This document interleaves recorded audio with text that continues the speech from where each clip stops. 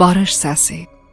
Bilirəm ki, hər kəs mənim yerimdə olmağı arzulayır. Ancaq mən sənin yerində olmağı və sənin kimi bir sənətkar olmağı istəyirdim. Niyə ki, sultanlar da hər insan kimi bir gün öləcək. Amma buna inanıram ki, sənin bu ölümsüz əsərlərin dünya durduqca dildən dilə və könüldən könülə daşınacaq. Bu sözü Əmir Teymur Əbdülqadirə söyləmiş. Azərbaycanlı böyük musiqiçi, bəstəçi və şair Əbdülqadir 757 Hicridə Marağa şəhrində dünyaya göz açır. Marağalı Əbdülqadir başqa bilimlər ilə birlikdə musiqini də atasından öyrənir. Gənc yaşda Marağadan çıxır və Təbrizə sarı yollanır. Təbrizdə özünün musiqidə və başqa bilimlərdə istedadını tanıtdırır və elə onda Cəlair Şahın sarayına alınır. Əbdülqadir təkcə musiqi sahəsində yox, bəlkə xəttatlıq və rəssamlıqda da uzman idi. O habelə uşaqlıqdan Quranı əzbərləmişdi. Əbdülqadirdən Məqasidül Əlhan və Camiül Əlhan adlı əsərlər bizə yadigar qalmış.